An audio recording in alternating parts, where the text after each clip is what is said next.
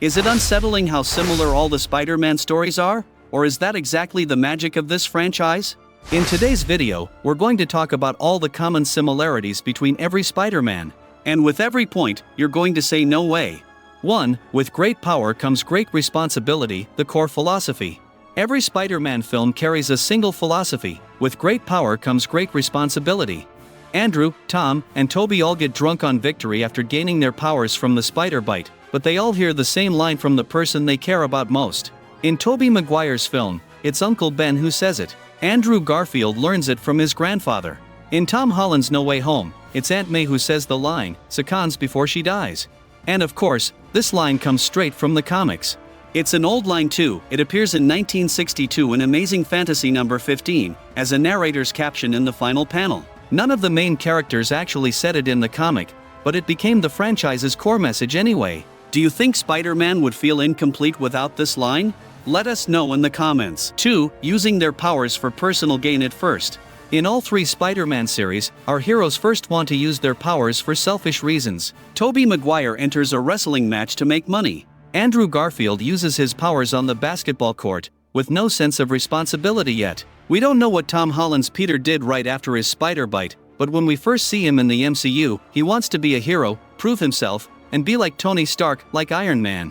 All three start from the same point: power is used for ego first, then for responsibility. And of course, the same story exists in the comics too. In the original Amazing Fantasy number 15, the first thing Peter thinks of after discovering his powers is making money in show business.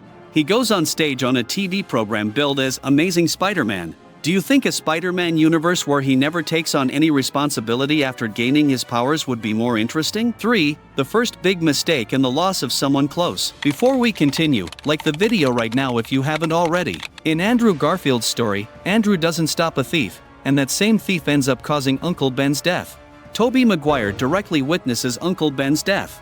In Tom Holland's MCU storyline, the mistake comes differently. While trying to save the villains, meaning heal the multiverse enemies, things spiral out of control and Aunt May dies. These losses become turning points in each hero's growth, because pain matures them. Which Spider-Man do you think suffered the most painful loss? Of course, this exists in the comics too. Uncle Ben's death, as mentioned, happens in Amazing Fantasy number 15 in 1962, and it's considered Marvel history's most iconic responsibility scene. So if another Spider-Man film gets made after Tom Holland someday, Peter will suffer a loss again. That's simply the nature of this story. 4. The biggest enemy turns out to be someone you trust. This is one of my favorite parts, because the story always follows the same pattern. Tobey Maguire's main villain, Green Goblin, Norman Osborn, is the father of his best friend Harry. Andrew Garfield's trusted mentor, the man he visits to talk about science and his own father, Curt Connors, turns into the Lizard after his experiments. For Tom Holland, this role belongs to Quentin Beck, Mysterio. Peter trusts him completely at first, even handing over the tech left behind by Tony Stark. All three experience deep disappointment when they see the true face of someone they trusted. This is a classic Marvel betrayal of trust moment. Because after this betrayal, the Spider-Men learn they can no longer approach people with the same naive trust as before. In other words, they grow up. This has become a classic plot device rooted in the comics. 5. Romantic life suffering because of heroism. Tobey Maguire's Mary Jane is constantly put in danger because of Peter's identity, and this ruins their relationship. Andrew Garfield's Gwen Stacy pays the heaviest price of all and loses her life. For Tom Holland, at the end of No Way Home, a spell causes MJ to forget Peter completely, as if they'd never met. In other words, the Spider-Man character can never have a happy relationship. Because in the comics too, Peter's love life has been full of danger and breakups for decades.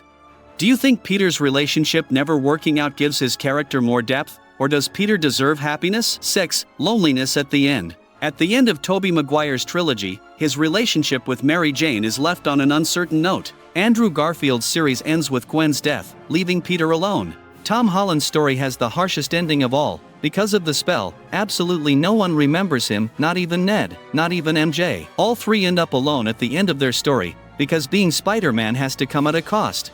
In the original comics, the theme of Peter Parker's loneliness is a recurring element. Peter alone in a huge city is one of the most common images drawn in the comics. 7. Choosing to save enemies instead of destroying them. Tobey Maguire's Peter doesn't even want to destroy his greatest enemy, Norman Osborn. Andrew Garfield's Peter chooses to turn Curt Connors back to normal instead. Tom Holland's Peter goes even further and does something even crazier. He chooses to heal all the villains from across the multiverse in No Way Home, even though it costs him the people he loves most. This forgive your enemies rule almost feels like an unbreakable law straight from the comics. In fact, in No Way Home, when Tom Holland's Spider-Man comes face to face with the Green Goblin, the one responsible for Aunt May's death, Tobey's Spider-Man holds him back, essentially saying this isn't who we are. So do you think this rule of never destroying your enemy makes Peter more special, or is it an unnecessary rule?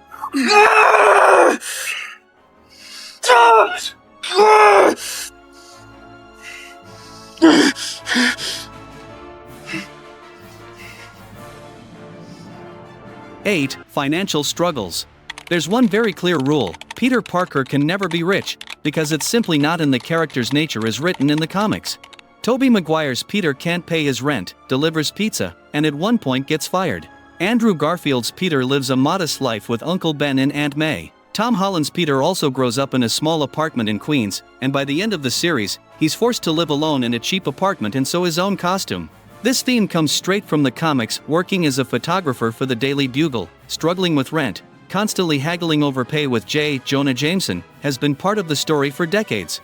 In short, we will never see Peter Parker as a millionaire on Tony Stark's level. The MCU made a small change for the first time by giving Tom Holland's Spider-Man wealth through the technology Tony Stark provided. But because this isn't in Peter Parker's nature as a character, they didn't keep it going for long.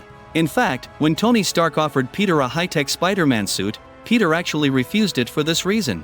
If the MCU hadn't stopped there and Peter kept wearing suits funded by Tony Stark's money, it would have broken the character's comic-based nature. So, do you think a very wealthy Peter Parker would be legendary to watch, or boring? Let us know in the comments. 9. Growing up without parents. In Tobey Maguire's and Tom Holland's stories, the parents never appear on screen. Both were raised by Uncle Ben and Aunt May.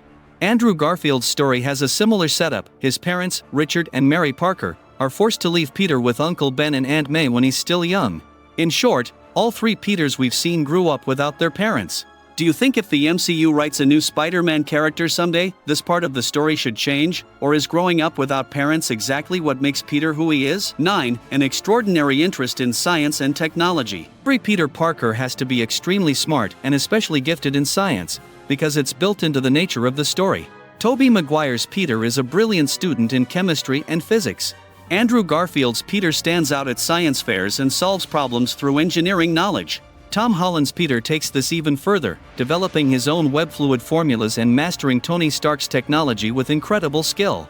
Marvel is essentially sending the message that these kids were already brilliant before the spider bite. In the comics, they're always known for their science genius identity. He creates his own web shooter formula himself, which makes him one of the few superheroes whose abilities aren't entirely natural. Do you think a Peter Parker uninterested in science would be boring to watch? 3 different men, 3 different decades, but they all shared the same pain, the same responsibility, and the same loneliness. Which Spider-Man do you think had the best adaptation? Let us know in the comments. Also, you should definitely watch the video where I go through all the Spider-Man Spider-Bite origins in detail. Don't forget to like and subscribe.